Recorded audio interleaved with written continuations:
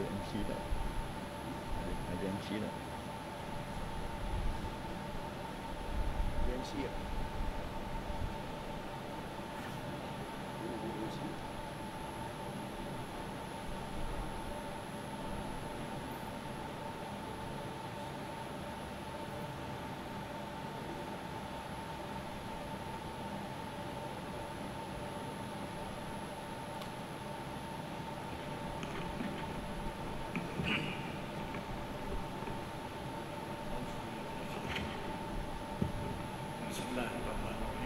Assalamualaikum warahmatullahi wabarakatuh.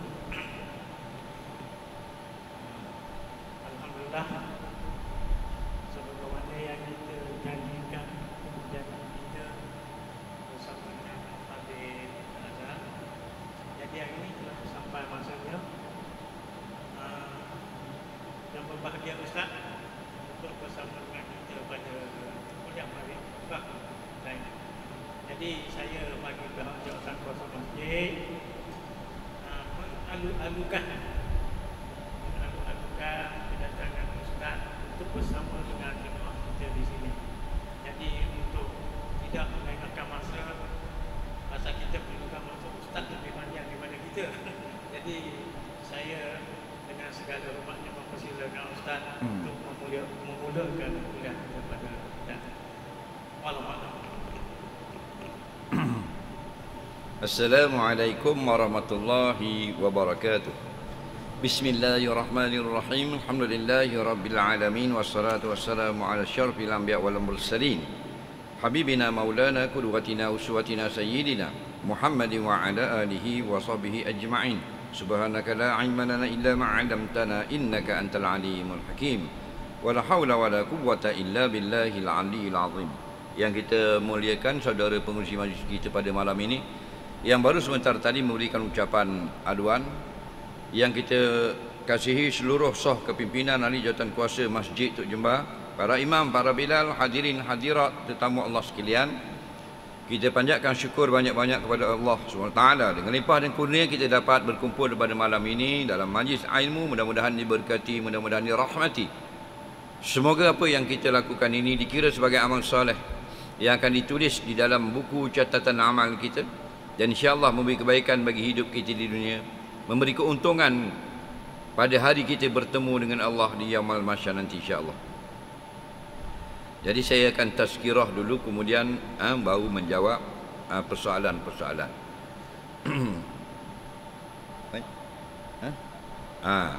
Siapa yang nak bertanya soalan boleh tulis dan hantar ke depanlah.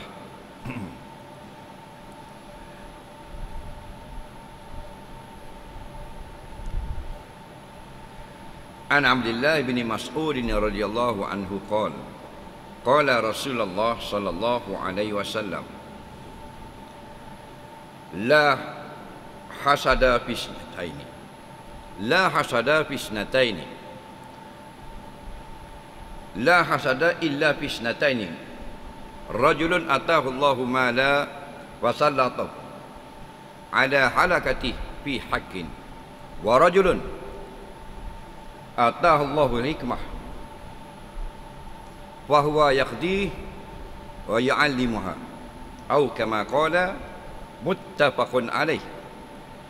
Hadis daripada Abdullah bin Mas'ud radhiyallahu anhu, kata beliau Rasulullah sallallahu alaihi wasallam bersabda yang terjemahannya tidak ada hasad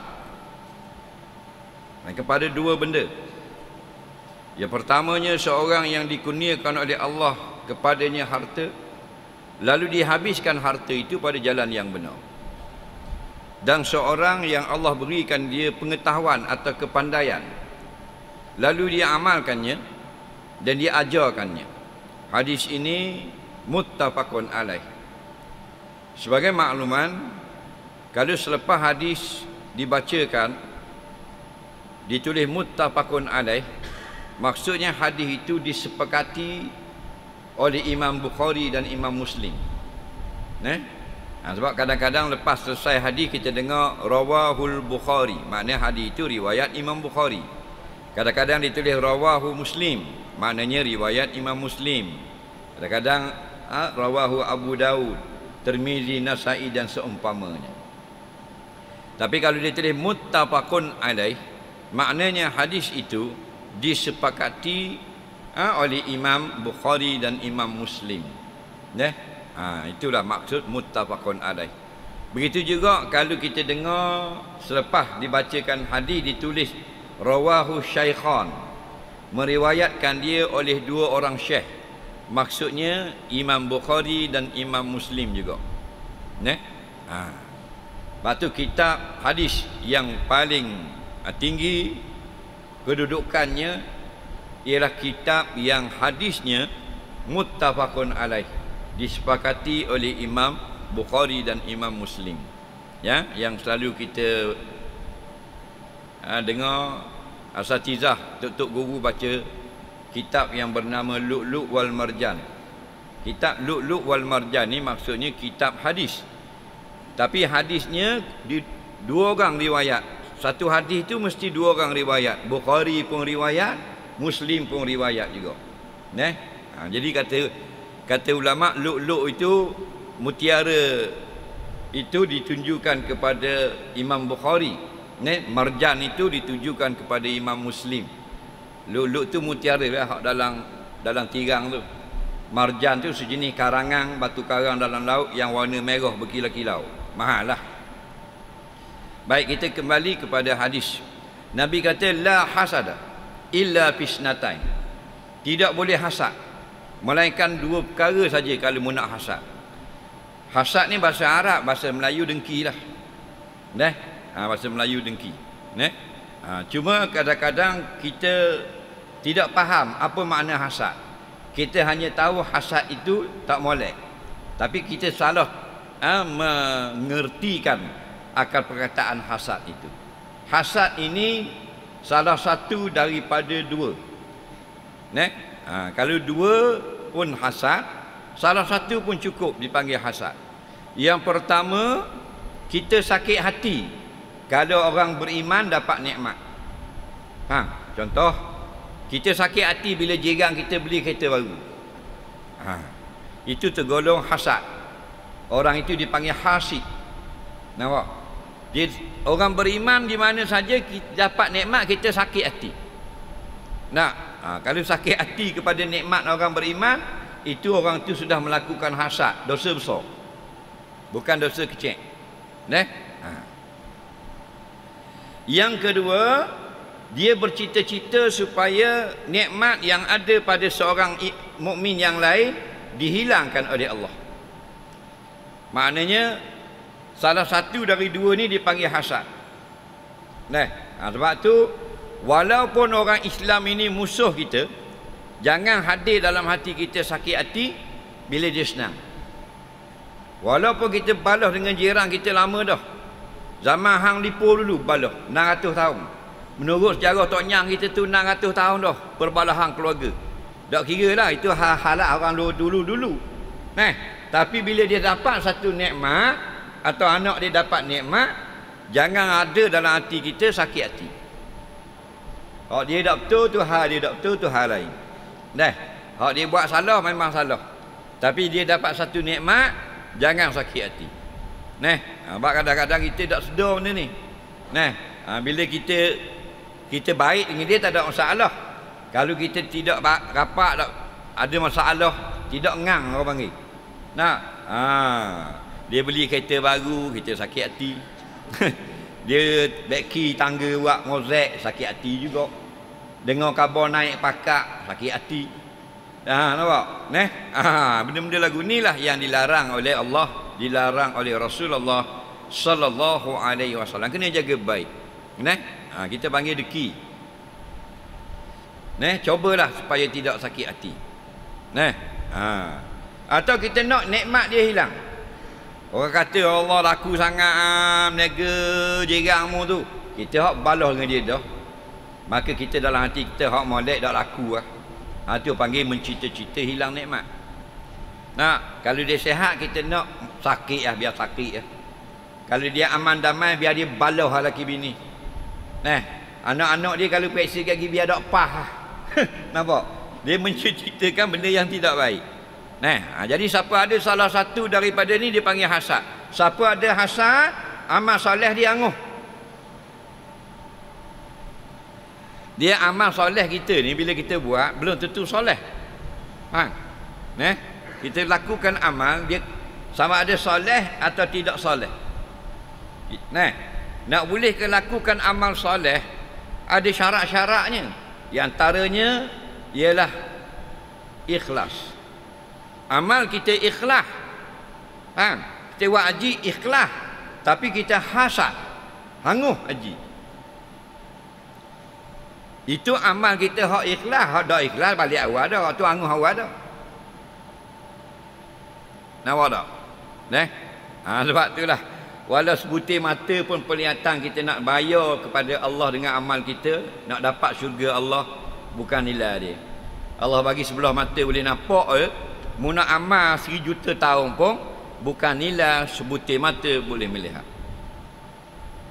Batu muhasabah.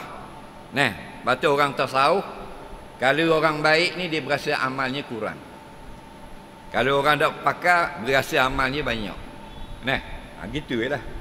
Orang jahat orang gua ni, orang sufi jawab orang berasa baik.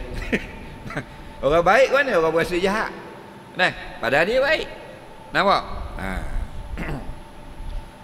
Nabi kata innal hasada ya'kulul hasanat kama ta'kulun narul hatab.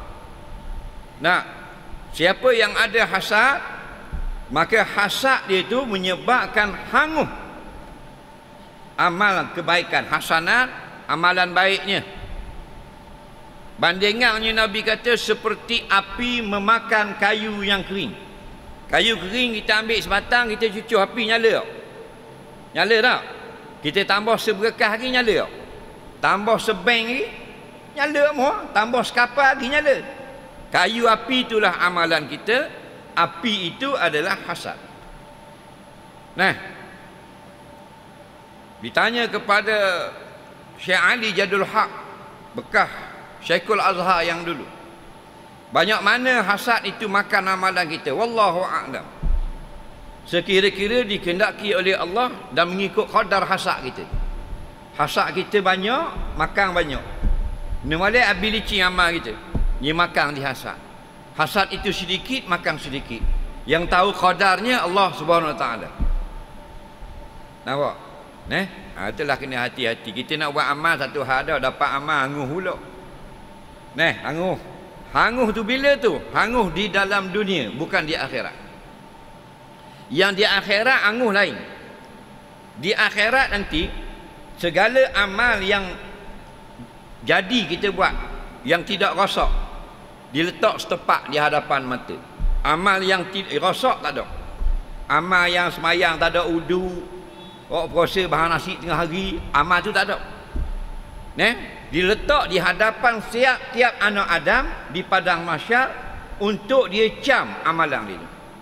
Kita pun tengok, ni puasa kita, ni semayang kita betul-betul, ni sedekah hamba betul-betul. Lepas pada tu didatangkan orang lain pula yang kita zalim dia, pakat bagilah. Kerana akhirat tak terima duit. Di dunia kita boleh bayar samang fitnah. Kita fitnah dia, dia samang kita 100,000. Kita ada duit, kita bayar lah. Sesat. Akhirat tak boleh, tak bakal duit. Bayar dengan amal kita. Mana kalau kita ada zalim ke orang sebanyak 100 dan amal kita ada 1000, bayar ke dia 100, tinggal 900. Yang kita zalim, yang kita sepak terajang, yang kita fitnah, yang kita macam-macam lah kita duk buat khianat. Faham? Dan ada orang yang Nabi kata habis bayar amal kepada orang lain sebelum lagi sesal. Tak sesal hutang, habis dah pahala. Pahala dia besar bukit dah. Tapi dia punya zalim ke orang 2 butir bukit. Mana habis amal. Bila habis amal, diambil dosa orang-orang tu, boh atas kepala kita, summa turihat finar, dilepor dalam api neraka. Tu orang yang di padang mahsyar bukit-bukit punya amal. Kalau hak tak ada amal, lain cerita dah tu. Faham tak lagi? Sebab tu jangan pegang dengan amal kita, jangan berasa hebat dengan amal, rendah diri di hadapan Allah. Kalau Allah sayang kita dengan amal yang sedikit itu, dia akan jadi banyak. Dan kita mohonkan supaya Allah Ta'ala kembalikan dan tidak hanguskan amalan-amalan kita yang kita sebenarnya sudah layak dihanguskan amalan kita. Maka dalam hadis pada malam ini, Nabi kata tak boleh, la hasada, tak boleh hasad illa fisnatain, melainkan dua perkara. Kalau mau nak dengki, dua benda ni mu kena dengki, hak lain ngaruk, tak molek. Mu berasa nak dengki kat orang, boleh, tapi dua benda. Pertama, rajulun atahullahu mala, seorang laki-laki Allah beri kepada dia harta. Diwak mana? Fasallatahu ada halakati, lalu dia kuasai hartanya itu pada menghabiskan harta. Fi haqqin, pada jalan yang benar. Yang pertama, kalau kita nak deki orang-orang yang Allah beri dia kesenangan, beri harta, beri pitih, dia belanja untuk perkara yang benar, dengan sedekahnya, dengan dermanya dan sebagainya. Kalau orang gini patut kita deki. Pasal kita duk deki benda hak tak pakar ni. Duk deki, duk tewah kereta, duk tewah rumah, duk tewah pakaian, duk tewah ke macam-macam hal hak tak pakar belaka. Faham? Kalau nak tewah, nak badi hak ni, sebab tu fastabiqul khairat. Badilah kamu, berlombalah kamu dalam perkara buat baik. Nah, kali kalau mu nak berlomba dengan orang, mu nak badi tewah, mu tengok tu, orang yang Allah beri dia harta, dia sedekah. Nampak? Nabi kata orang Mekah akan berhijrah ke Madinah. Tak ada kena mana darah pun tak ada. Bukan pak saudara, bukan anak saudara. Mana-mana yang ada harta, wahai orang Ansar, orang Madinah, beri kepada saudaramu. Bila siapa orang Mekah berhijrah ke Madinah, orang Madinah buat mana? Hak ada 2 kebun, wi sekebun. Hak ada 2 kedai, wi sekedai. Hak ada 10 ekor unta, bagi 2. Mu 5, aku 5. Tak ada kena-kena. Kerana itu turunlah satu firman Allah Ta'ala dalam hadis kursi kepada orang Ansar dan orang Muhajirin, i'malu ma syi'tum qad ghafartu lakum. Kata Allah, wahai Muhajirin dan Ansar, mu buatlah apa saja ikut pandanganmu lah, aku sudah ampun segala dosamu. Kerana ni, nampak? Kerana harta dia duduk di mulut saja, tak masuk dalam hati. Kita duduk dalam kemah keming dalam hati kita. Kita nak pergi kebun ke orang, mu balik tengok cermin yang muka. Kita ada rumah sewa 2 tik, nak pergi ke orang lain sutik. Orang kata ada mu'alaf seorang tak ada rumah, nak ambil rumah kita, sutik tukar nama. Anggar-anggar kita ke ni 4 kali hidup lagi dah. Tak usah kata hidup hak ada ni, 4 kali hidup lagi, 4 kali rotik dah. Toki jual kedai rucik, cucu mari beli, timbang. Padahal biskut ceria 2%, timbang apa? Winger teng-teng kan? Cucumu tu, timbang. Toki biskut 2%, timbang. Lebih ambil balik keping. Faham? Lepas tu nak syurga Firdaus, nak bidadari umur 17, sweet 17. Nah, beri kau orang. Adik-beradik hutang 100 riyal minta. Adik kita tu, mak dia mak kita, pak dia pak kita, toki dia toki kita. Dah hutang 100, tak usah minta lah. Dia bayar ambil, kalau mu nak ambil, tamu ambil sedekah. Faham tak lagi? Adik-beradik kita tu, pak dara ada piti pinjam 200 riyal pergi minta. Pak dara mu tu. Faham?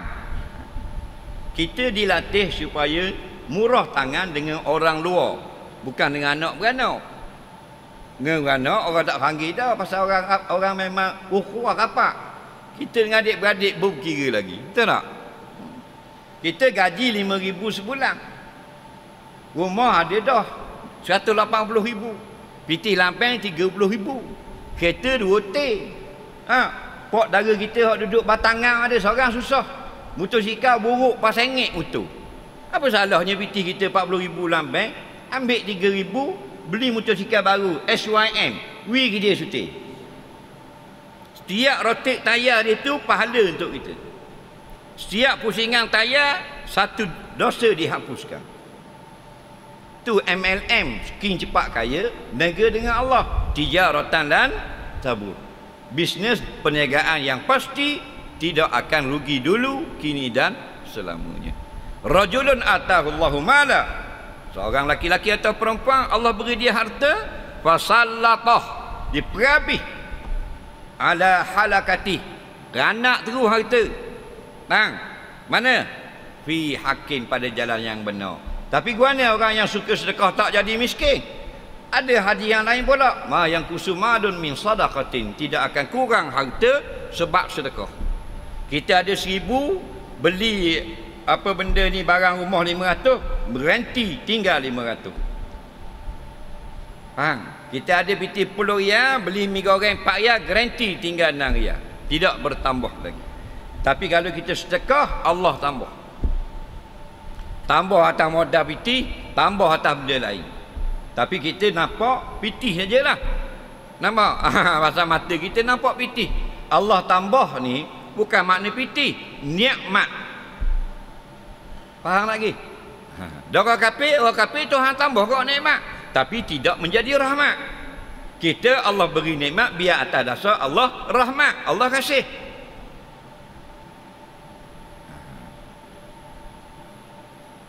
Kita pergi kedai kopi minum air, sama-sama semayang jemaah. Betul tak? Pas main subuh pukul 7 pergi minum air kedai kopi. Semeja duduk, bayar lah semeja. Ni Tok Siok, dia makan 3 riyal. Ni Tok Imam 4 riyal setengah. Tok Bila RM1. Lagi kita 3 riyal belanja. Pasal apa? Pasal pendapatan kita 3,000 sebulan. Dalam bank ada 6,000. Dah kalau membayar 12 riyal semeja. Seorang laki-laki, ya Rasulullah, ayyul amal fil Islam khair? Mana satu amalan yang baik di dalam Islam? Nabi jawab apa? Tut'imu ta'am. Beri orang makan. Nabi tak kata secara khusus. Belanja kedai belanja, kita belanja orang makan, kita bayar. Itu cara dia. Kalau Tok Jembar, kalau kedai kopi tak kan sampai 15,000 semeja. Faham lagi? Kalau kita rasa kemah dah, 2-3 kali dah aku terai bayar semeja ni, nak buat sekedar pula. Cuba amal sebelum datang malakul maut ambil kita. Okey, kira okey. Seorang sekedar. Faham? Kalau kedai Tok Jembar, terai bayar kali esok, orang makan pagi. Ada 60 ya. Betul tak? Kalau orang ramai, kalau ada ramai, kalau dah kapung-kapung kan. 17 orang tu 23 riyal. Wahulu. Lagi. Tape. Untuk benda tu. Ni orang panggil bisnes. Negara tu orang nak cepat kaya ni. Setiap kita beri orang makan satu mulut, faham lagi? Allah kata, Nabi kata, Allah letakkan pada tangan kanan ni. Wada'a fi yaminih. Maksudnya, letakkan pahala kita beri makan orang sesuat luqmah. Ada riwayat, syaqat tamri, sebelah buah tamar atau sepotong buah kurma saja. Kita beri makan ke orang. Nampak? Ya Rabbihi, disuburkannya, hatta ka amsal Jabalil Azim, sehingga jadilah sesuap makan yang kita belanja orang tadi menjadi pahala di akhirat sebesar gunung yang sangat besar. Sesuap. Jadi kalau kita bayar Tok Bila makan nasi minyak pagi, nasi minyak berapa suap? Kurang 10 suap, betul tak? 10 bukit yang besar. Dalam kitab syarah, Jabalun Azim mislu Uhud. Bukit besar tu maksudnya seumpama gunung Uhud. Sesuap makanan, satu bukuh nasi lemak 10 hotel Gunung Uhud pahala. Teng tunggu akhirat. Kaya tak kita? Kaya. Betul tak? Batu orang kata takkan kita tengah makan orang bayar dah. Bayar dah. Kita tengok orang bayar dah. Ni orang negara dengan Allah. Tijaratan lan tabur. Lagi. Dah tak apa kita start tahun baru lah. Kita start tahun baru lah gitu. Innaka la tadri masmuka ghadan. Kamu tidak tahu apa nama kamu esok hari. Kalau kamu hidup lagi orang panggil Cik Mak lah mu. Tapi kalau malam ni mu mati, orang panggil benda esok. Orang panggil Cik Mak dah. Orang panggil jenazah. Jenazah ada kat mana? Orang panggil Cik Mak nak buh mana Cik Mak? Hei, orang kata gitu. Jenazah nak buh kat mana? Faham lagi? Itu maksud dia. Dah kita yakin kita hidup esok. Ke kita ada WhatsApp malakul maut. Boleh tanya dia mati ke tak lagi esok. Faham?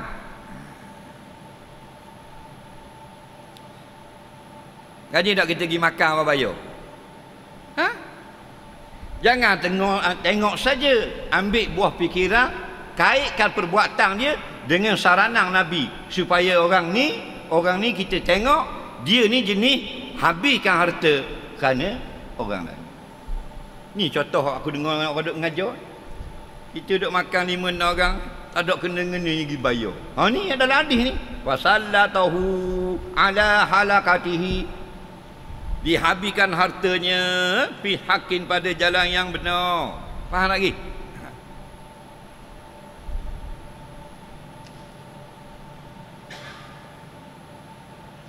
Pergi di Aceh.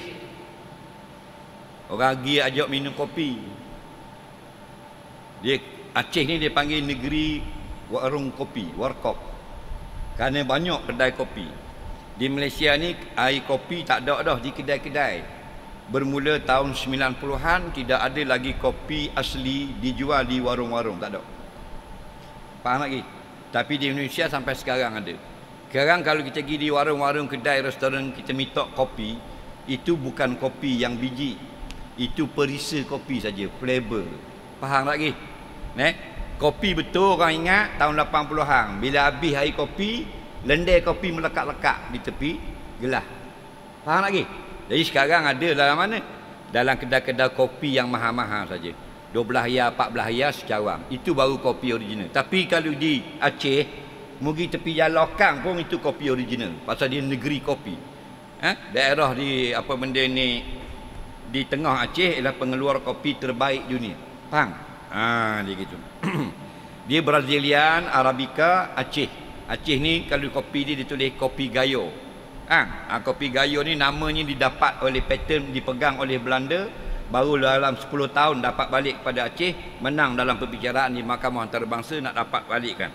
Baik, pendek cerita. Jumpalah seorang laki-laki, 2 orang, orang Indonesia. Jadi dia tahu kita orang Malaysia. Kita tak khabar pun dia tahu. Hari tengok piyah dia tahu orang Indonesia pak dah kan piyah macam kita. Faham? Kalau kita pergi di Indonesia, kita tengok orang puang pakai tudung. Oh, ini Indonesia. Faham lagi lain dengan kita pakai tudung orang puang.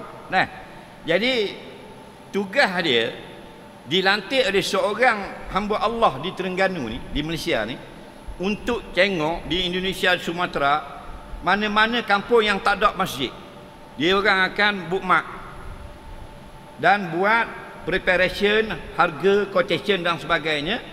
Berapa yang sesuai, berapa ratus ribu, berapa juta. Atau ada mana-mana di daerah Sumatera, di Lampung, di Bengkalis atau di Medang, tak kira lah. Satu Sumatera tu. Sumatera tu besar kan? 2 kali saiz Malaysia. Ada masjid yang nak butuh ke buruk ke, dia akan keluarkan belanja buat baru. Jadi dia ni menunggu kedatangan hamba Allah dari Malaysia ini untuk merasmikan saja. Faham? Dia keluarkan belanja 1 juta sebuah masjid, siap dia hanya pergi rasmi. Faham lagi? Jadi dia akan datang tu untuk masjid yang ke 104 buah. Bayang 104 buah dah buat masjid. Banyak mana habis duit. Betul tak? Kita pergi curi piti masjid. Walau lok mayasa wak nyanda. Orang maya berawak ngai. Lagi CCTV nampak. Ubuh gang cak masuk benang. Tengah malam mari cokeh ni. Atas masing-masing punya nasib lah. Nah, 100 lebih masjid. Bukan qadah masjid. Dah kalau sutir 500,000. Dah kalau 100 hutir. Ini semua orang kaya ni. Ni fasallatahu ala halakati. Faham? Dikuasai hartanya, maknanya dia tak lekat, tak datang sayang, hatinya tak rasa kasih. Dia menguasai harta itu hingga dia habiskan harta fi haqqin, pada kebenaran. Nampak? Jadi kalau orang sampai habis 100 juta piti tak sayang, kita tak usah kira lah 10 ya 20 ya. Betul tak? Dan setiap tok bila makan kita belanja ni pula, satu suap itu didoakan oleh malaikat kebaikan untuk kita. Malaikat berdoa, maklum kan, malaikat tak makan haram. Kalau makan haram tak kenang doa. Makbul doa malaikat. Nah, harap-harap kita boleh beramal lah. Nah, tak sayang harta kita. Nah, jangan sayang harta. Jalan pen naik motor tengok orang duduk tengah jalan nak kutip derma untuk masa banjir. Boh halu puluh ya. So cakap banyak. Boh lu puluh ya. Nah, pasal nolak malam ni mati ya. Bila mati, la'alli a'malu, baru aku nak beramal. Apa? Minta hidup. Salihan fima taraktu. Dulu aku tak ada nak buat. Hidupkan semula. Irji kembalikan. Tak boleh dah. Kita mati dah. Nampak? Jangan sayang. Orang bayar hutang ambil. Tapi kalau dia nak pahala lebih, sedekah. Orang tak bayar nak orang ni. Rezeki lain Tuhan tambah. Dan nak pergi minta, tak ada salah. Minta lah hutang. Cuma kalau orang tu rapat dengan kita, tak usah minta lah. Kita tengok dia pun susah, kita pun senang, tak usah minta. Betul tak? Kita ni senang ni. Ni orang senang. Dah bila lagi nak balas budi Allah? Senang orang ni. Tak senang lah. Orang lain mati COVID. Mu hidup. Tak senang ni. Ramai mana mati COVID. Betul tak? Anak beranak, kawan-kawan, kawan sekolah, kawan kerja, kawan lama. Mati tak? Dah mu hidup. Tak senang ni. Nak buat ni lagi. Nak jadi zombie. Faham tak? Orang lain Allah pilih matikan. Dengan wabak coronavirus. Allah pilih kita hidup. Betul tak? Dah sayang apa 1,000? Dengar ada spekar kat masjid nak beli surah nak tukar spekar 1,000. So aku tengok lah ambil piti aku. Aku pergi ambil di bank so. Piti aku ada 16,000 dalam bank. Ambil 1,000 baru tinggal 15. Nabi berjalan balik, orang minta sedekah. Nabi seluk ada benda. Berlari Nabi, takut dia lari. Berlari balik di rumah tengok kema ada sutir. Ambil, Aisyah kata kita nak makan. Bini nak makan. Nabi kerak dua. Bini sebelah, kema wika minta sedekah belah. Takut. Nar Nabi kata wala bisyaki tamar. Takutlah kamu, dindinglah kamu daripada api neraka walaupun dengan melakukan amal sedekah sebelah buah kurma. Kenapa? Dia dinding api neraka. Betul tak? Pasal kita rasa berat, kita banyak belah dosa. Siapa sini dia rasa banyak pahala pada dosa? Dia kat tangan. Aku nak selfie dengan dia. Lagi. Kan senang nak cari orang mengaku baik. Betul tak?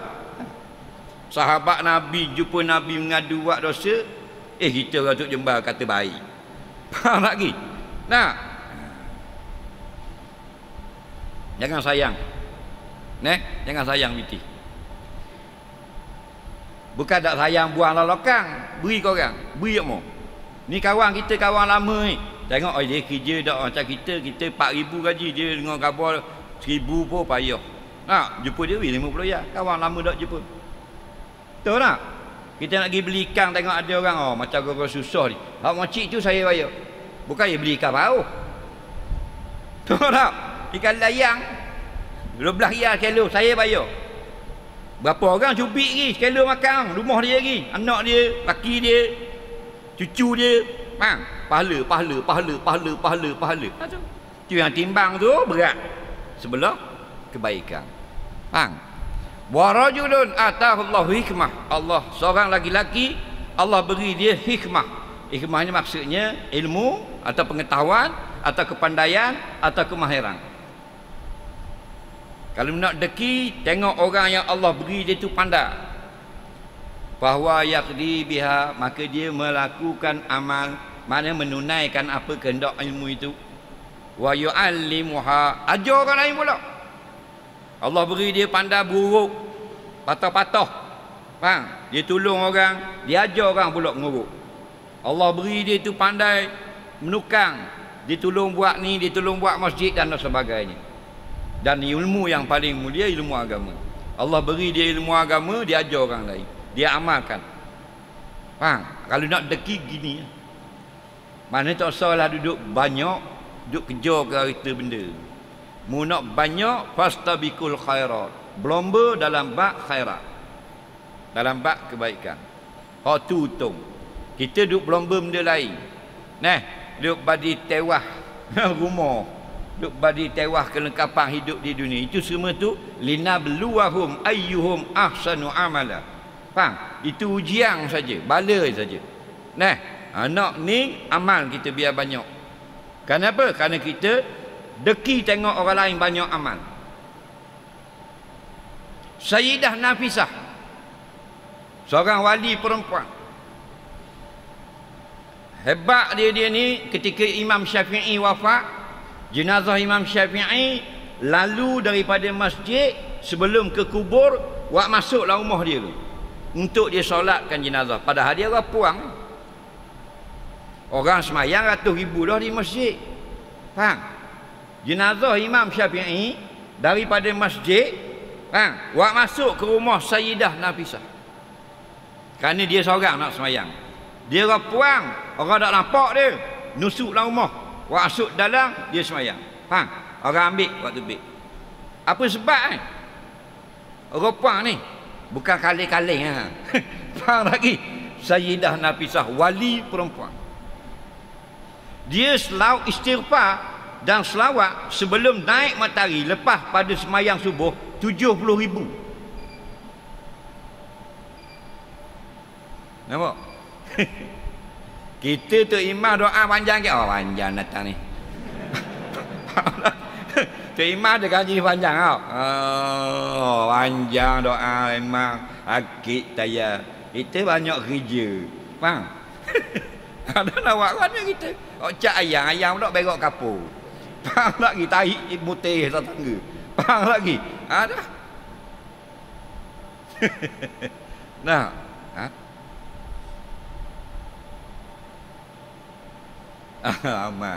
amal.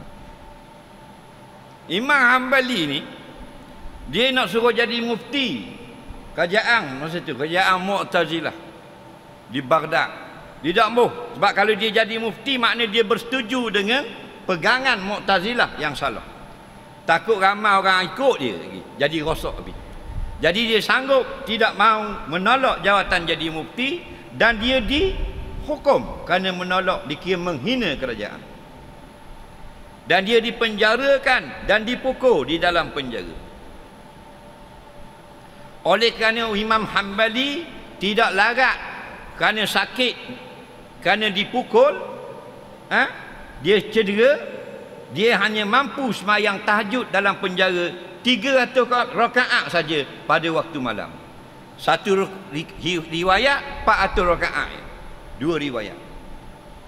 Faham? Cedera kena pukul dalam jail, tak larat nak sembahyang banyak. Imam Hanbali hanya mampu 300 rakaat tahajud. Kita tak kena pukul lagi, tak bangun dah. Kalau pukul dengan subuh-subuh tak sembahyang. Tu. Faham tak lagi? Kerana apa? Kerana Imam Hanbali ada kereta mahal? Tak. Kerana rumah dia ada kalau rendah? Kan? Kerana amalan. Faham? Amal dia. Jadi anak perempuan khalifah, kata satu riwayat, gundik dia. Gila. Kena rasuk di syaitan. Faham tak lagi? Jadi gila. Ngacak. Habis tabik mari tak jadi apa. Akhirnya orang kata cuba dengan Imam Hambali, Ahmad bin Hanbal. Jadi buih raja ni, orang suruhan raja dia panggil. Nampak? Imam Hambali. Khalifah panggil suruh pergi istana dia. Buat apa? Gundik dia, pekerja ataupun khodam perempuan dia ataupun pelayang perempuan dia atau anak puterinya seorang gila. Tak akan nak berubat, jadi dia suruh pergi berubat. Dia kata kita tak pergi rumah orang, kalau nak berubat mari sini. Faham tak? Tengok Sultan panggil tak pergi. Kalau kita pun ni ngakak ke bewok pergi. Betul tak? Bukan nak kamu Sultan tak pakar, tidak, kita ni tak pakar. Jenis gila glamour. Nampak tak? Hubbu syah, kasih ke masyhur. Jadi dia kata Imam Hambali tak sih mari, tak boleh mari. Dia kata kalau nak berubat Sultan pergi kat dia. Ambo pagi tu no pak. Dipanggil sekali lagi. Panggil sekali lagi, dia kata gini Kita tak pergi rumah orang asal panggil Ambil selipar kita balik. Dia pakai selipar orang Arab dulu Dia wis selipar dia. Dan orang ambil selipar Khalifah nak tuang sendiri, bukan nak selipar. Tak usah cakap banyak tu aku tambah je tu. Faham lagi? Ambil selipar ni buat balik. Beri ke Khalifah, beri ke Sultan. Sultan tu Khalifah dah, orang berkuasa. Bukan raja. Sultan tu mana orang paling berkuasa. Beri ke Sultan. Selipar aku ni akak kepada buat macam nak pukul orang puteri yang kena rasuk atu. Buat gini. Dan kata, hei jin yang jahat, keluar kamu daripada perempuan ini. Jika tidak aku pukul kamu dengan selipar Ahmad bin Hanbal. Raja buat. Bila raja akak sebut nama Ahmad bin Hanbal, keluar jin warna hitam dari belakang perempuan. Dia masuk dalam. Kan jin dah masuk, dia gila orang keluar. Jin tu kata mujur, kata keluar dari tubuh perempuan ini. Kalau kata keluar daripada Baghdad atas nama Imam Ahmad, tidak ada seekor jin yang duduk di Baghdad. Kerana apa? Mulia Imam Ahmad. Kerana piti banyak. Pasal pakai tak sedo kan. Kerana apa? Kerana dia takut kepada Allah, amalnya bersih dengan Allah. Faham lagi? Tu. Kita tak boleh nak jadi gitu. Tapi follow, faham? Dia meter 108, kita meter 15 tak apa dah. Tapi laluan dia follow. Faham? Dan bila dikeluarkan dari penjara, Imam Syafi'i, guru Imam Hambali, atau utusan minta baju yang dia pakai masa kena pukul. Nak buat kenangan. Tok guru minta. Imam Ahmad pun buka baju dia kena pukul, beri ke Imam Syafi'i. Imam Syafi'i kata bila ada orang sakit aku celup baju tu, minum baik Tuhan wi. Baju Imam Hambali celup dalam air orang sakit minum baik. Baju kita celup minum, hok sakit sikit bahan tanah tu. Suai baju. Faham lagi? Tahu tak? Tu panggil ambil iktibar. Ambil pengajaran.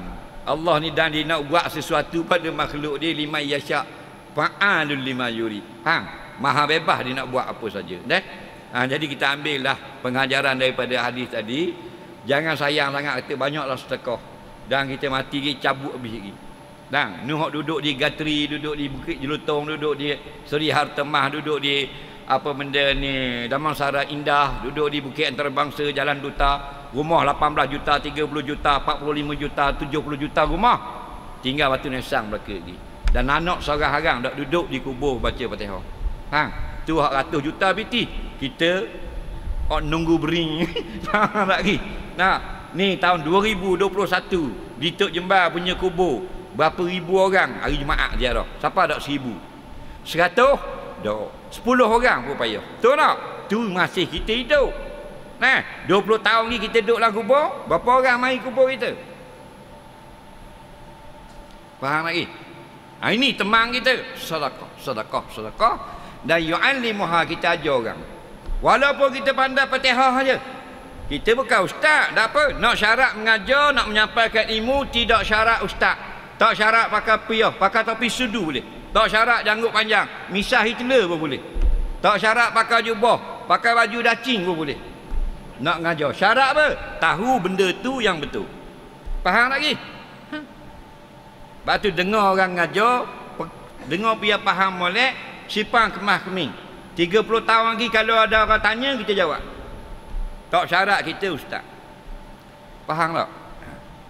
Balighu anni walau ayah. Nabi kata, apa yang mau ambil daripada aku, walaupun pendek sedikit, sampaikan. Faham? Wallahu alam. Sebelum itu kita menjawab soalan. Ada ketik lima? Ada. Saya diwakilkan oleh pihak masjid Tok Jember untuk melancarkan kutipan sumbangan derma untuk pemasangan hawa dingin bagi masjid ini.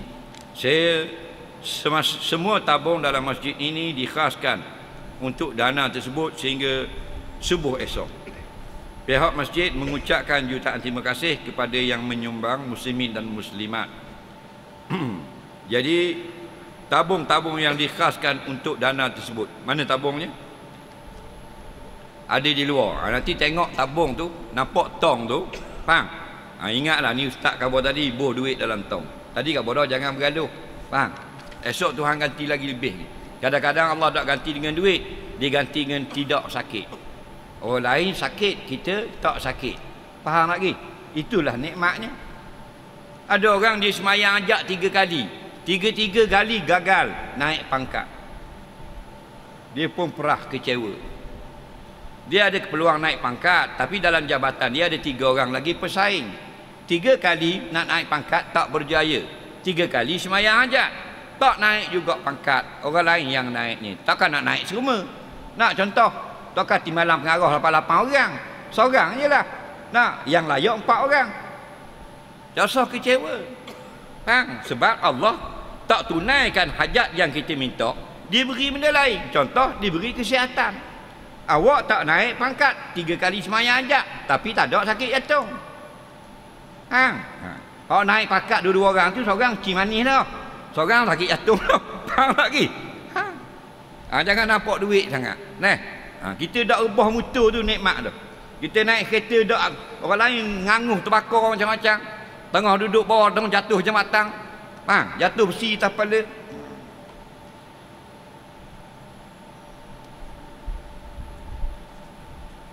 Kita tengok soalan orang Tok Jember.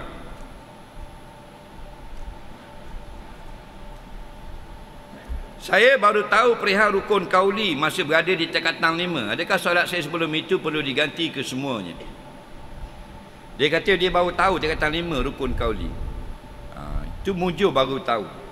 Itulah dikatakan muru auladakum bisalah wa hum abna'us sab'in. Nabi kata hendaklah kamu suruh anakmu semayang bila umur 7 tahun. Maka dikiaskan dengan semayang itu belajar hukum-hukum tentang semayang. Faham? Suruh ajar dia tu. Bukan dia wajib belajar kerana dia belum mukallaf. Tapi kita ajar dia. Kita tak mampu nak ajar, kita hantar di sekolah. Kita hantar kat ustaz. Kita hantar ada majlis-majlis ilmu. Dari umur 7, bukan 17. Tingkatan 5 17. Bermakna 10 tahun lambat daripada awal. Asalnya 7 tahun. 17 baru tahu rukun kauli. Dia begini. Kalau benda yang ijma' dan benda itu daruri, kena qada. Kalau benda yang khilaf, ada ulama katakan mulai sekarang jangan ulangi. Kerana ada lagi yang mengatakan sah. Walaupun pendapat itu dhaif. Kemudian kalau benda yang al-ghawami min ilmil fiqhi, benda-benda fiqh tapi yang rumit-rumit, dimaafkan yang lepas-lepas. Sekarang jangan buat lagu tu. Faham lagi? Tapi kalau benda yang ijma', contoh semayang maghrib 3 rakaat, dia buat sebelum ni 2 rakaat, kena qada. Faham lagi? Hati-hati dah kalau rukun kauli, kena faham apa makna kauli. Al-lafzu minas saut. Kauli itu lapah yang mengeluarkan suara. Ramai orang yang tidak bersuara, maka tidak sah. Ramai orang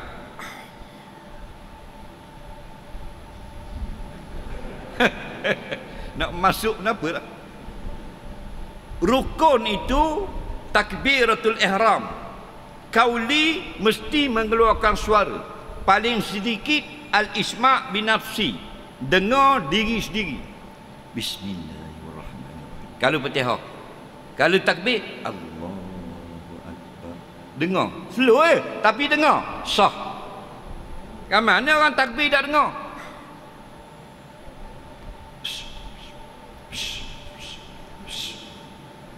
Itu bukan Fatihah. Nabi kata la salata liman lam yaqra bi Fatihatil kitab. Tak pakai semayang, tak ada semayang. Orang yang tidak membaca lam yaqra. Apa makna membaca? Qiraatan ma'a sautin. Faham lagi? Bacaan berserta dengan bunyi. Mudak bunyi gerak bibir, tidak sah. Ada orang umur 45 baru tahu. Mujur tahu, orang lapak mati tak tahu. Waktu mulai sekarang hadirlah majlis ilmu. Biar perik pedih telinga dengar pun mari mau. Tak ada rugi apa. Tekek tak kena. Bola kena tekek tak bola? Kena. Nguruh baru.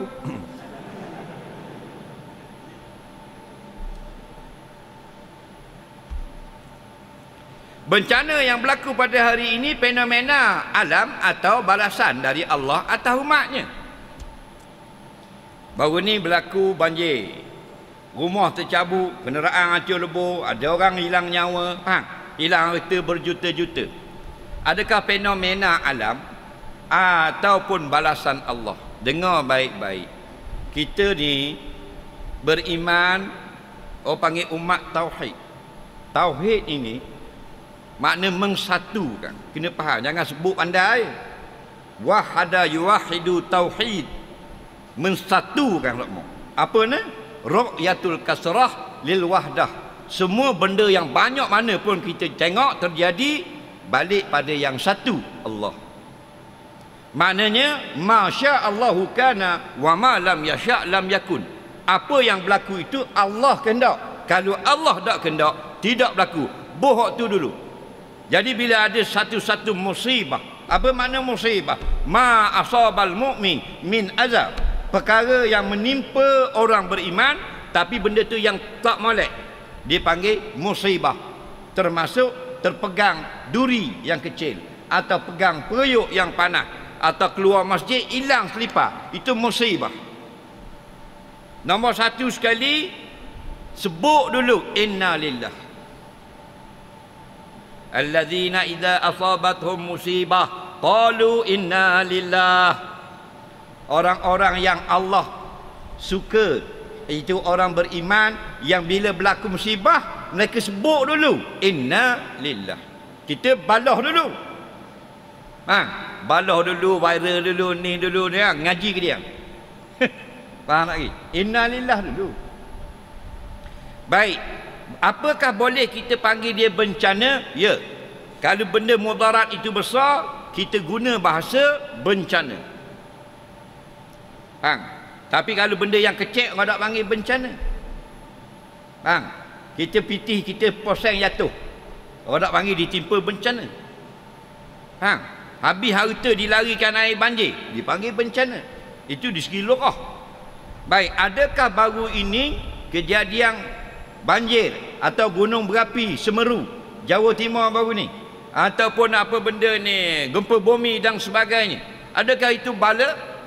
Jawabnya itulah bala. Faham lagi? Bala ini dua. Pertama, bala dengan benda yang tidak elok, iaitu dengan bencana. Yang kedua, bala dengan benda yang disukai, itu istidraj. Bala dengan nikmat. Faham lagi?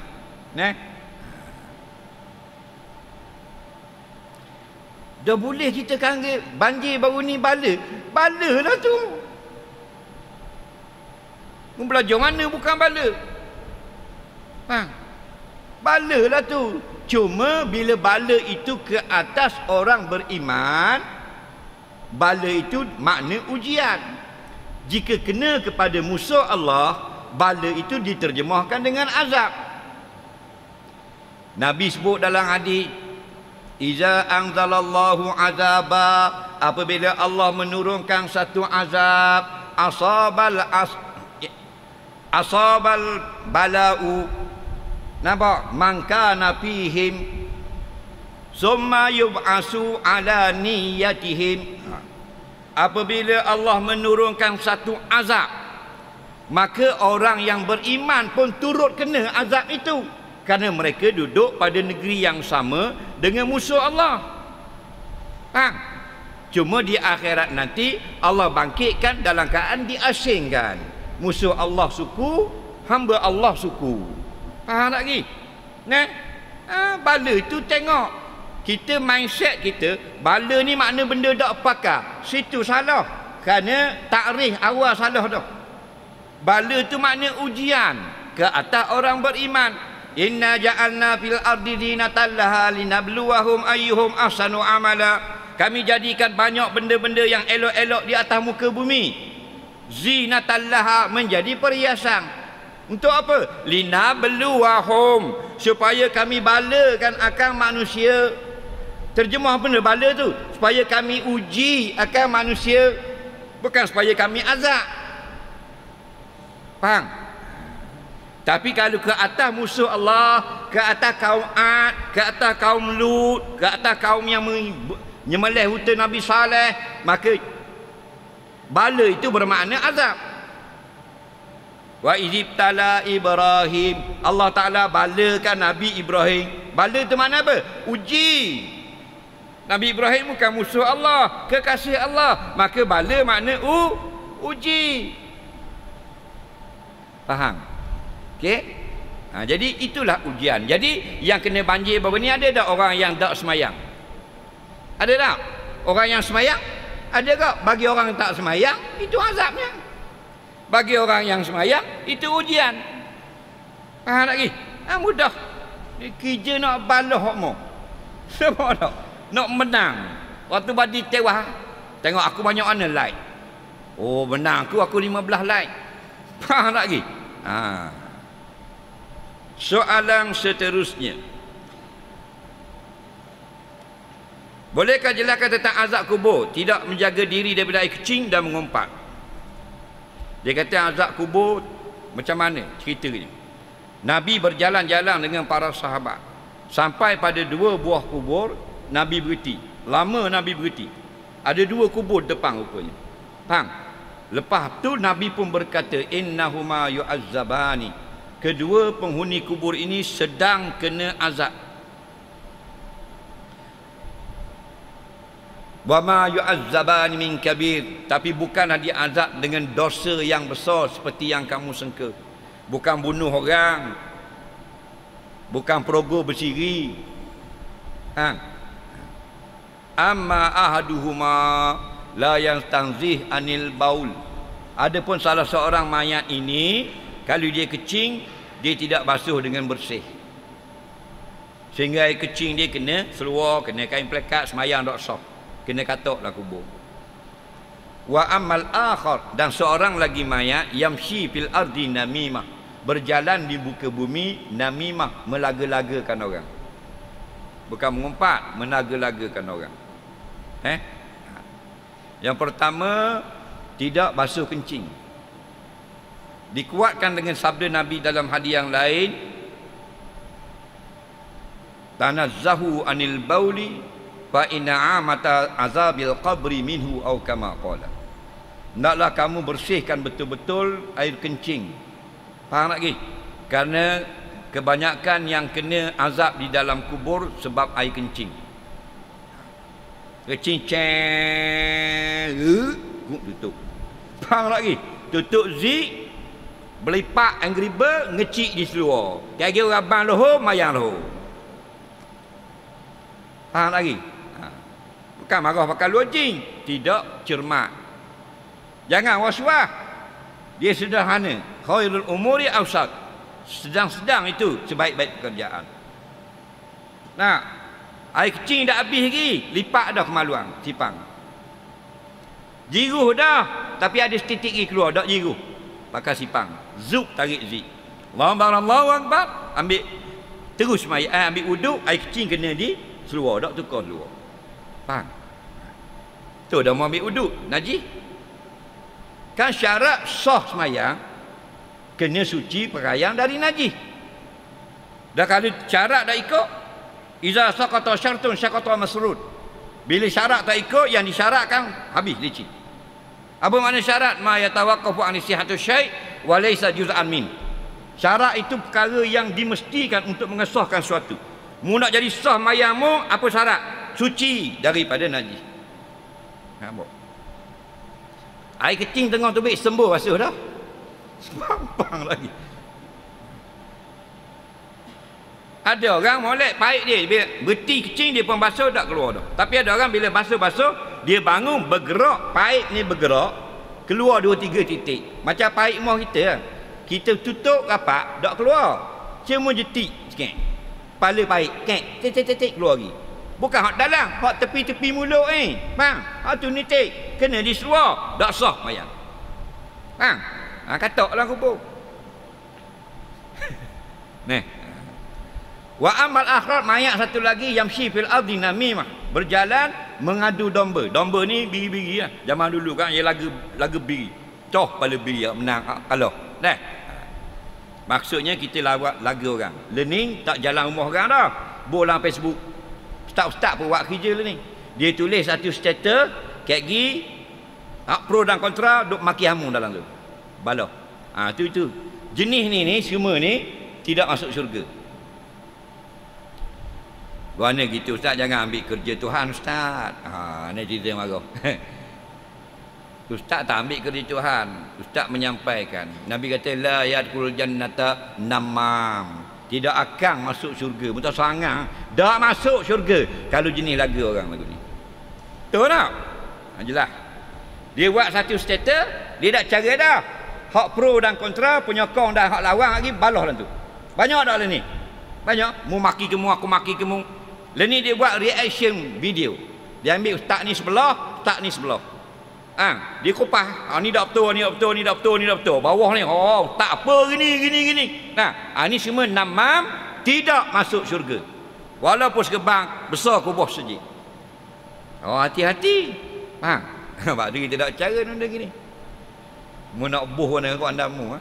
Mu pikul akhirat lagi. Faham lagi? Tapi kita seronok lah. Ada video baru react. Ni baru power. Muak maki kau tu, maki. Ni mari maki kau ni pula. Faham tak lagi? Tu namam. La yadkhulul jannah, tidak akan masuk surga. Faham? Soalan seterusnya. Solat sendirian tiba-tiba rakaat kedua dia berhenti. Dia solat semula bersama dengan orang yang baru masuk nak mula berjemaah. Jangan berhenti. Kita sudah solat yang pertama, solat maghrib. Pasal tak ada orang mari. Ujang contohnya. Dia pun dah ada mari, yang seorang Allahu Akbar. Masuk rakaat kedua baru orang start jemaah. Dia berhenti lagi. Jangan. Berjalan masuk dalam jemaah boleh jika dekat.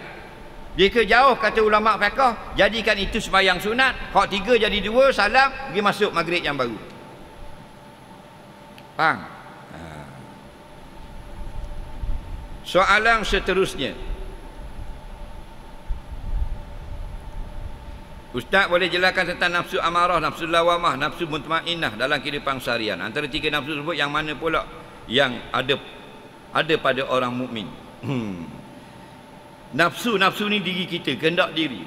Lawamah ke, mutmainnah ke dalam kehidupan. Nafsu yang kita nak, nafsu mutmainnah. Nafsu yang kita tenang. Dengan segala amal kita mengharapkan akan balasan Allah di akhirat nanti. Tidak terkejar-kejar dalam perkara dunia. Itu nafsu mutmainnah. Ya ayyatuhal nafsul mutmainnah irji'i ila rabbiki radiyatan mardiyah. Faham tak? Cuma kita nak faham sini saja kita sebagai orang awam. Lagi untuk martabat 7 gini nafsu.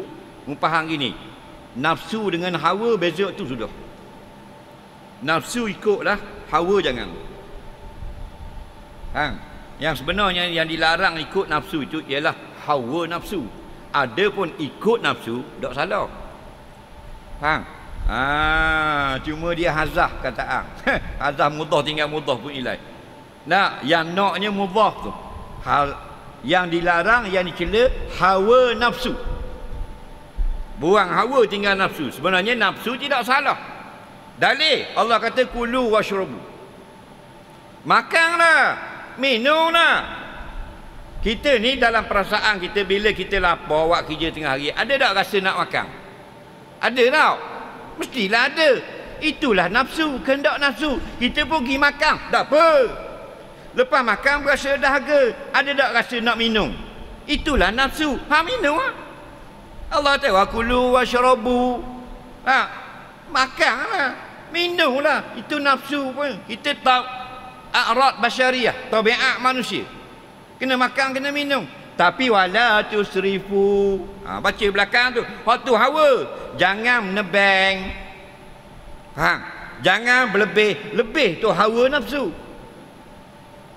Faham? Kalau nak makan, nak anyok. Itu bukan nafsu.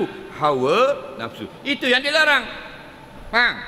Ngatuk orang tidur dulu lah. Mu ikut apa ke nafsu? Jangan tidur. Tak boleh, kena tidur lah. Faham?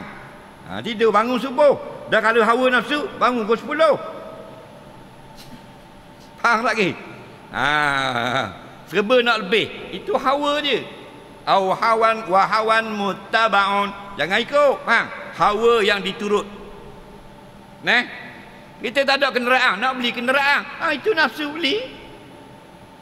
Tak nak lebih pada orang. Tak boleh. Kalau aku beli gini yang 4 komang mesti aku nak lebih pada orang. Itu hawa. Biar beza situ. Soalan seterusnya.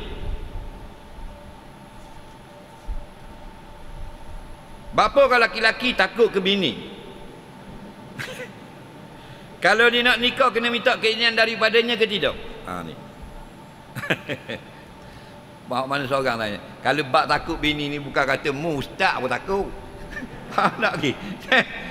Maulana takut lagi ke bini dia. Pernah saya jumpa ketua polis negeri, tak mahu kabar negeri mana. Dia kata ustaz ada ayat-ayat sikit, dia bagi lembut sikit bini, kata bekeng sangat. Ketua polis 2 dah pistol dia. Takut lagi dia. Faham? Sebab apa? Sebab Allah jadikan orang laki-laki ni menang jasmani. Faham tak? Dia menang jasmani. Tangan menang laki-laki, tenaga menang laki-laki, jenis akad berat menang laki-laki. Nak? Tapi orang perempuan Allah beri dia menang lidah. Sebab tu pertandingan lain semua mesti asing laki-laki, perempuan, suku. Hanya satu je pertandingan yang campur laki puang, pertandingan pidato. Kerana hanya guna mulut. Dan kebanyakan juaranya adalah perempuan. Faham lagi? Yang sebenarnya orang laki-laki bukan takut sangat, malah nak tengok kegilaannya tu. Faham? Sebab dan dia ngamuk, dia tidak timbang. Macam orang lelaki dia timbang. Kalau kita bertegang leher dengan bini kita di luar dekat kereta, tiba-tiba jiran kita balik, kita akan masuk dalam rumah rasa segang, betul tak? Itu orang laki-laki ada timbang lagi. Masuk dalam orang dengar orang bini jawab biar dengar itu orang puang. Jadi kita bukan takut sangat, malah nak puasa, betul tak? Hak takut sangat tu pelik benar, seorang dua je ada, tapi banyak kan malah nak puasa. Tidak peduli kau orang. Kita tegur dia tu pun dia marah.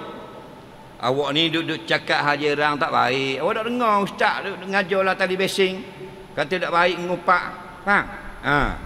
Dia kata awak seorang baik. Jawab gitu. Orang lelaki ada jawab gitu? Ada. Orang dia mulut gitu. Itulah. Bukan orang takut, malah nak layan. Awak ni bila saya nasihat awak kata gitu. Saya ni suami awak. Kau orang, awak dah dengar sama orang ngajar kalau deraka suami tak bau syurga, dan awak sangat masuk syurga. Dah kita panasan dah gini ambil menang awak Alah yang baik aku pergi minum air. Kejar. Padahal kita tak mau balah, tak mau jadi panjang, tak mau jadi banyak dosa dia. Betul tak? Kita pergi minum air, kejar kat motor. Lari. Alah. Jadi sorok pula. Faham? Dalam kita nak hafal di kedai kopi tu beratah mesti. Keting. Nak buka serung. Lagi. Betul tak? Tu. Kenapa? Kerana Nabi kata akalnya kurang. Bukan tak ada akal. Faham lagi? Dan agamanya kurang. Ketika haid tidak puasa, ketika nifas tidak semayang. Faham lagi? Ya gomoh itu. Batu ni amal-amal ni bukan takut. Malah puasa. Dan yang ngamuk tak peduli jerang tak jerang. Dia kau suka orang mari tengok amal. Betul tak? Kerana dia dah masuk seh, tak seh mau. Faham lagi? Jadi bukan takut. Dan kita nak kahwin tak mau jadi marah, kahwin selepas dia meninggal dunia. Okey? Memang batu nisan dia senyap, tak kata apa. Lagi dia hidup mu tak sah. Betul tak? Tengah nazak kawin tu bangun congok dengar mu nak nikah. Marah tapi bukan apa orang badak ni betul jemalah hak nu. Apa benda ni? Orang badak. Bagaimana membasuh pakaian yang terkena najis menggunakan mesin basuh? Mesin basuh kita masuk gini pintu. Pak kita buh. Air kecil kena di seluar dalam. Buh dalam tu masuk air atau buh gini. Air keluar dalam pakaian kena air kecil. Buh dalam, buh pakaian yang bersih. Lepas tu masuk air. Air itu yang menyebabkan najis itu melarat pada pakaian lain. Kalau mubuh pakaian saja tak buah air, payah nak jakit. Bubuh air tak sampai 2 kalah pusing. Gedebong. Gini gedebong. Masa itulah pakaian lain kena air itu, air yang sedikit masukkan keluar dalam yang ada air kecil, air sedikit itu mutan najis, maka menajiskan pakaian yang bersih. Cara dia buat gini, pakaian yang tak kena najis basuh dahulu. Faham lagi? Biasa piah jarang orang kecil tak piah. Kain ridak jarang, kain serban takkan kena air kecil. Biasa seluar panjang, seluar dalam, luar bola, luar tidur. Hak biasa kena air kecil. Maka yang kita anggarkan bersih, tak kena kencing, basuh dulu. Okey? Basuh. Habis dia itu tak payah bilas pun tak apa, sah kerana tidak bercampur dengan najis. Ambil pakaian yang B pula, grup kedua yang mungkin kena najis, basuh. Maka keluarkan daripada mesin basuh, bilas air sekali lalu.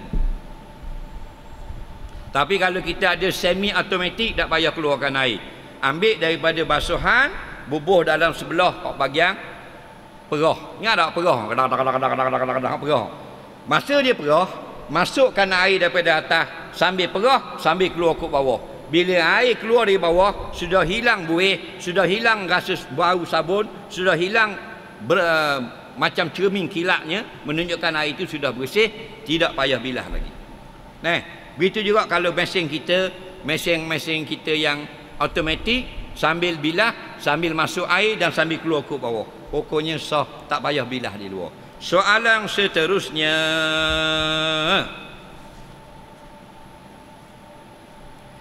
saya nak tanya upah haji macam mana sampai ke tidak pada arwah. Itu ustaz mana pun tak tahu. Siapa tak siapa ni Allahu a'lam, Allah lebih tahu. Kita ni buat saja. Faham lagi? Buat. Orang yang telah meninggal ada amalan yang boleh orang hidup buat. Contoh puasa, contoh bayar zakat, contoh haji, contoh sedekah, boleh orang hidup. Yang tak boleh semayang saja menurut pandangan jumhur ulama. Faham? Ayah kita mati tak danggi haji, kita boleh upah orang atau kita buat sendiri. Ayah kita meninggalkan puasa, kita boleh tolong qada. Mak kita tak bayar zakat, kita tolong bayar, boleh. Faham lagi? Buat ikut syarat-syarat yang disebut oleh ulama-ulama, insya-Allah wa amruhu ilallah, serah kepada Allah, Allah akan terima. Soalan seterusnya,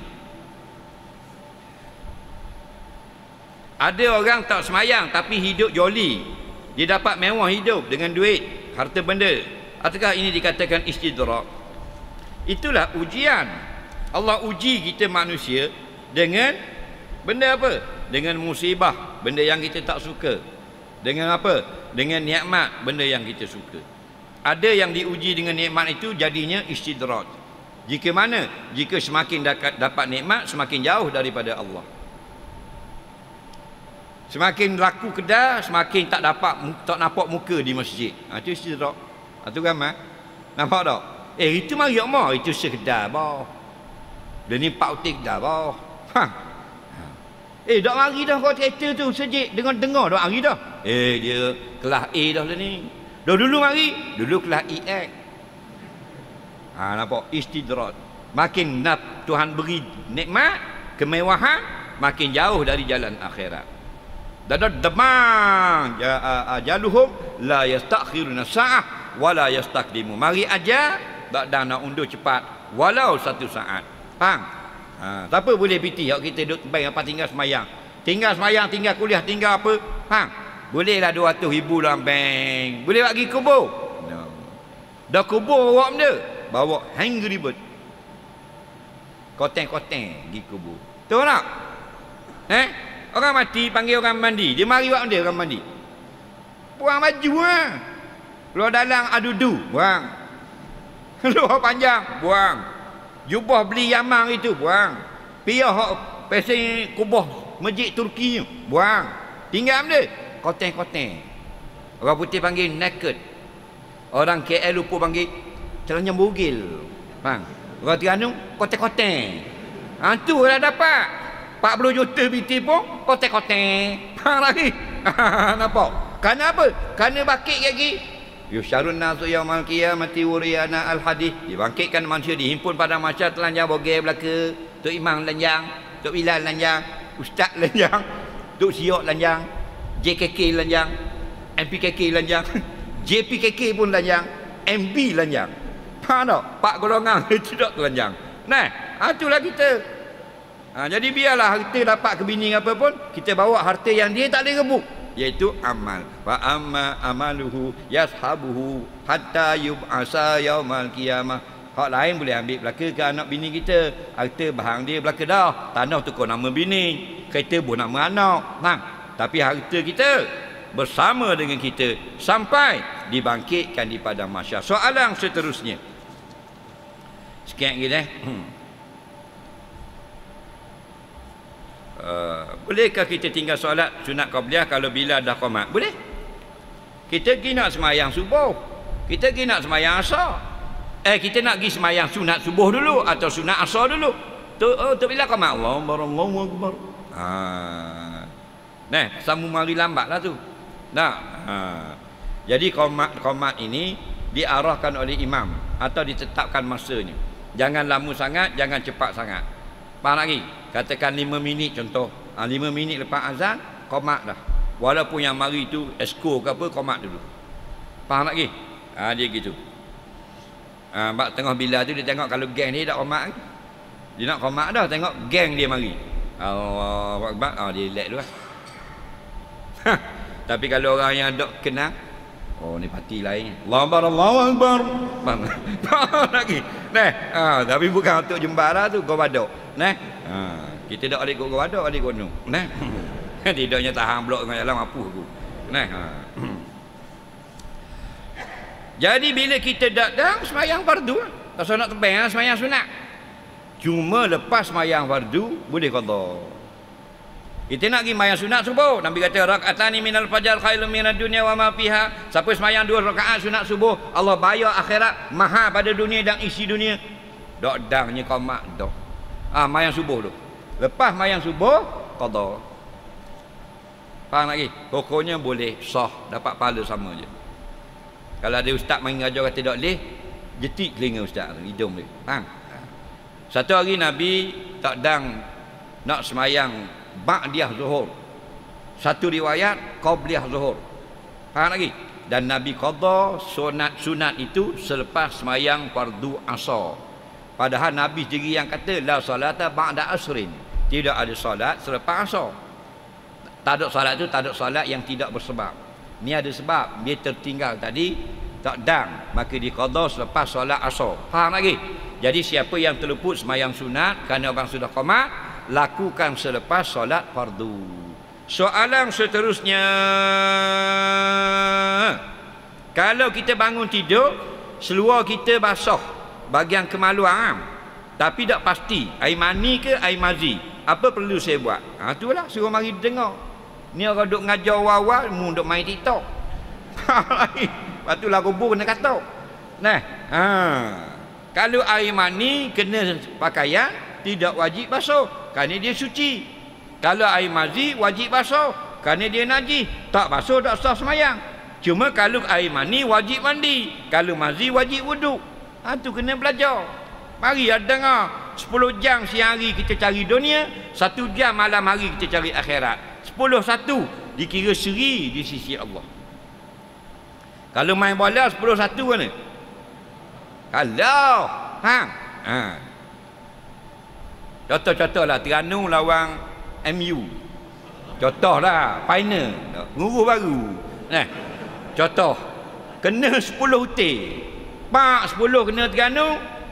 Terengganu boleh skor sutir. 10 Manchester United, Terengganu 1. Final tu.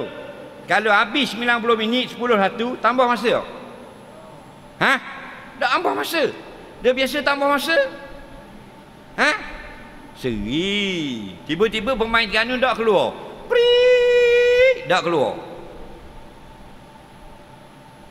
Pemain Terengganu ingat ke penalti. 10-1. Dia ingat seri. Faham? Pengadil daripada Ireland. Why you all Terengganu team don't get out? Faham? Bapa tak keluar lagi.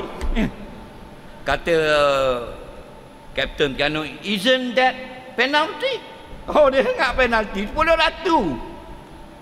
Pengadil kata penalti your dry skeleton. Faham? Penalti korok kering mu. Faham tak? Mana ada penalti? Itu dunia 10-1 kalah. Tapi 10 jam kita cari dunia di siang hari, 1 jam kita duduk di majlis ilmu, sudah dikira padang dah di sisi Allah. Faham? Midau. Pecing baru mari. Gigi suku tuang suku. Nampak tak? 62 baru daftar tajwid. Baru nak belajar tajwid 60 dah umur. Hang lagi. Gi hari pertama nak pergi belajar tajwid, siapa kat tangga surau lipat balik. Mana haji balik pula? Gigi tinggal. Faham? Nak tajwid ke mana? Nah, ni masalah.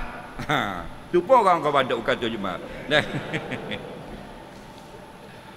Soalan satu yang nak balik dah. Adakah sampai pahala dekat bacaan Al-Quran kepada arwah daripada sahabat handai rakan taulan? Ditanya kepada Dr. Wahbah Zuhaili almarhum, seorang ulama Syria yang hebat, pengarang tafsir Al-Munir, pengarang kitab Al-Fiqh Al-Islami wal Adillah. Dia jawab yang penting amalan-amalan tu orang yang mati kita nak sedekah ikhlas. Tak ada ikhlas, tak ada kita nak kata Allah manja'al sawaba ma qara'na min suratil Fatihah ila ruhi fulan ibnu fulan. Tapi kalau ada ikhlas, insya-Allah yasilu sawabuhu ilal mayyit. Itu jawapan beliau.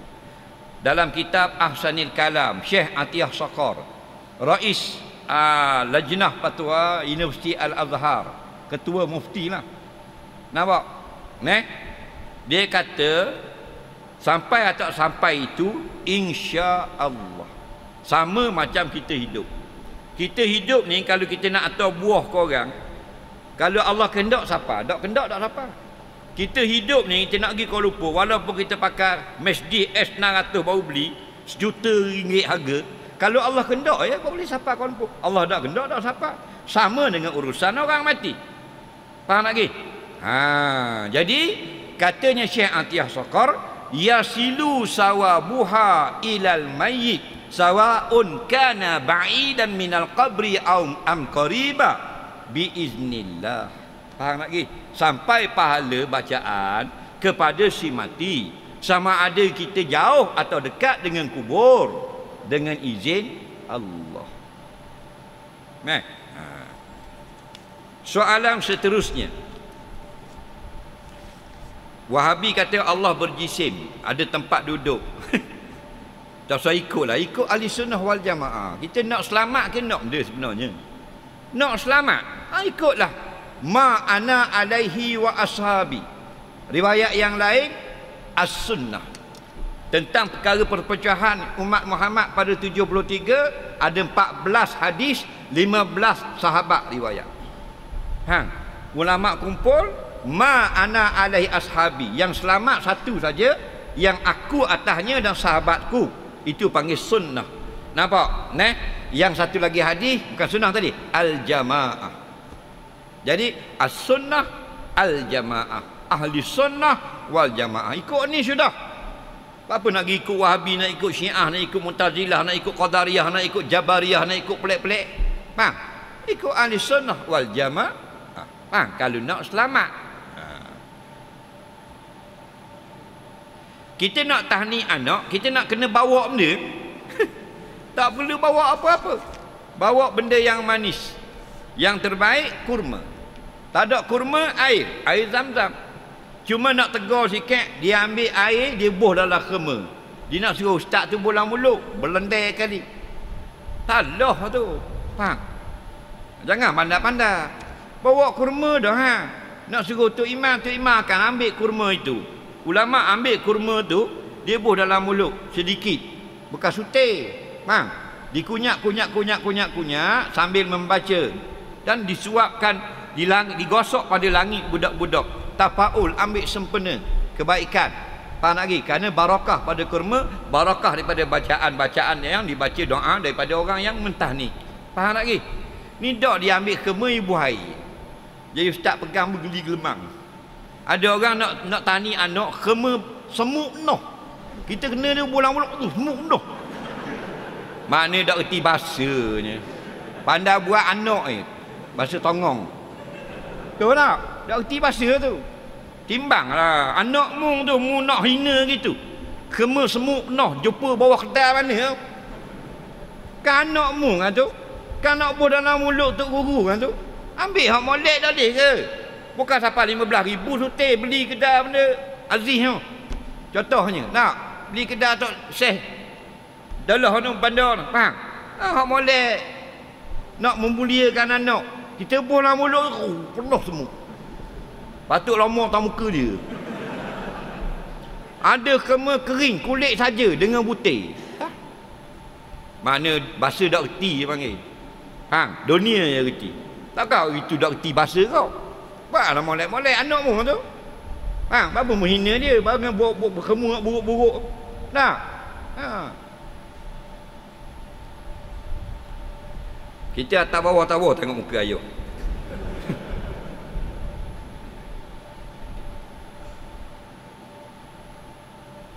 Apakah hukum buka fake account dalam media sosial? Apa tujuan? Tujuan yang baik, alhamdulillah silakan. Tujuan yang tidak baik, berdosa. Apakah hukum kita guna nama ustaz padahal kita bukan ustaz? Mana boleh? Jadi fitnah, pokoknya dosa. Mu cakap benda tak boleh, kau katakan nama punya nama. Faham? Ha. Soalan daripada kertas yang terakhir. Yang ni ustaz lain jawablah. Ada lebih dalam 10 soalan, ustaz lain jawab. Apakah hukum guna kabel untuk dapatkan lesen memandu tanpa perlu menduduki ujian JPJ terus dapat lesen? Jawabnya menipu. Faham lagi? Itulah menipu namanya. Kenapa kita tipu?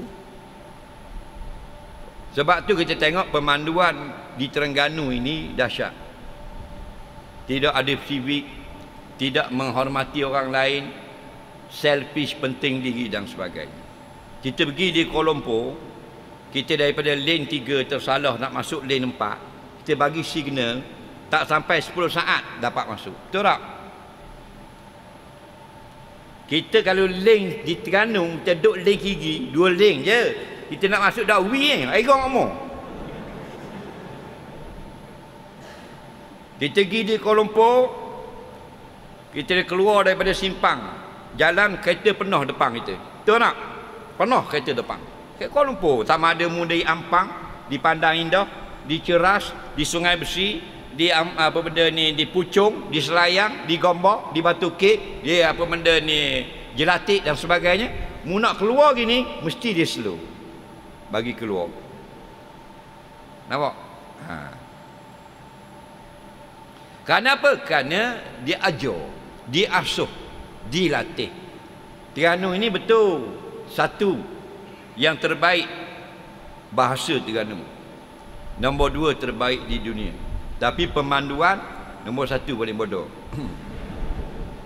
Mu ambil kereta daripada Sipang Tok Ku sampai ke Bukit Sawa, mu tengok hak slow duduk di kanan di kiri.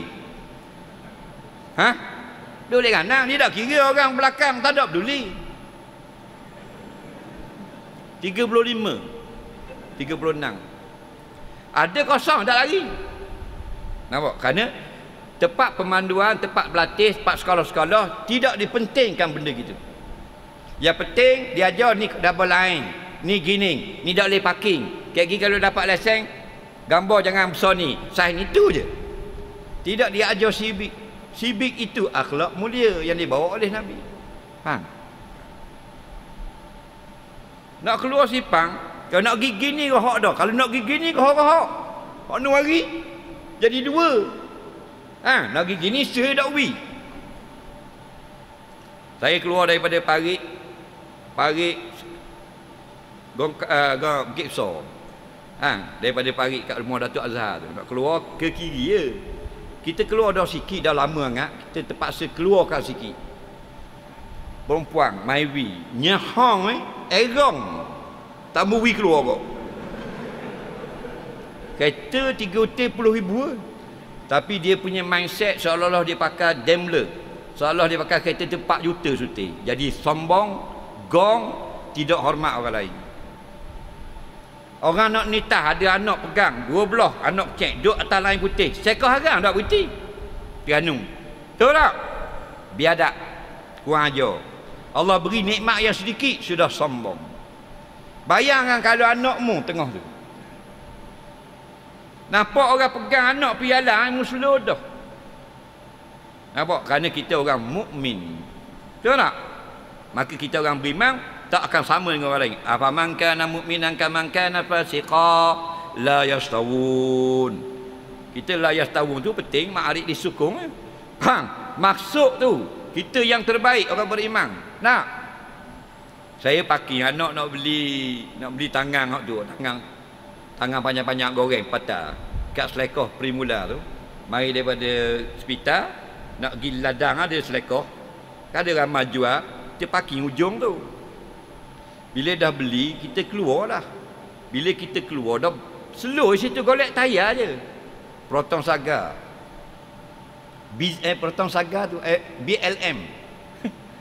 Jadi dah dia jauh.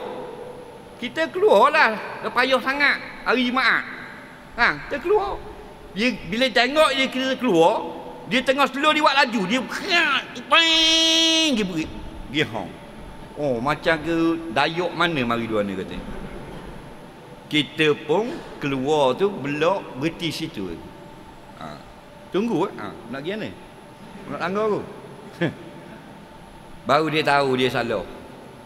Ni tak erti bahasa. Kamu jauh kira kau tengah subik.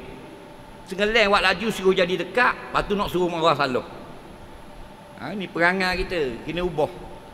La yu'minu ahadukum hatta yuhibba li akhihi ma yuhibbu li nafsihi. Kita suka dak orang tahan kita dak wi keluar. Tak suka lah. Jangan buat orang gitu. Kita tengok bini orang kita buat macam bini kita kau. Bukan pegang. Biar dia boleh nitah. Jauh lagi nampak 5-6 orang. Biar orang luar pun. Biar tak akan tuduh free hair pun. Faham? Biar dia boleh nitah. Kalau ada benda-benda lagu ni, datang kasih sayang Allah ada kita. Sebab tu Allah dak beri rezeki lebih. Sebab wi sikit je. Kereta siapa angai gong dak batuk. Faham lagi? Jadi kalau kita gunakan kabel tak payah belajar tak payah apa, itu jadi bawa tak tahu undang-undang. Tahu tak? Sedangkan orang lain tidak kena kabel dan sebagainya dinafikan hak. Tak boleh. Ini dipanggil ghulul. Ghulul bukan ghulu. Ghulul dengan lam. Tipu daya. Ni tipu daya dapat duit. Nampak? Itu baru tipu daya lesen. Kalau tipu daya nak dapat balak, nak dapat sejuk pasir Lampung ada, balik awak tu. Alik sana pada neraka duduk. Faham? Mudah-mudahan kalau tidak sikit, tidak banyak, sedikit kita dapat kepahaman daripada majlis yang kita adakan pada malam ini. Allah manfa'na bima 'allamtana, limna bima yanfa'una, rabbana zidna 'ilma, rabbana atina fid dunya hasanah fil akhirati hasanah wa qina azabannar. Sallallahu sayyidina Muhammadin wa ala alihi wa sahbihi wasallam. Walhamdulillahi rabbil alamin. Malam ini kita dihadiri oleh seorang penceramah popular, sahabat saya Tuan Syed Nur Hisham. Jadi kita ambil barakah beliau untuk menjadi imam sekali malam ni, boleh? Boleh tak? InsyaAllah. Assalamualaikum warahmatullahi wabarakatuh.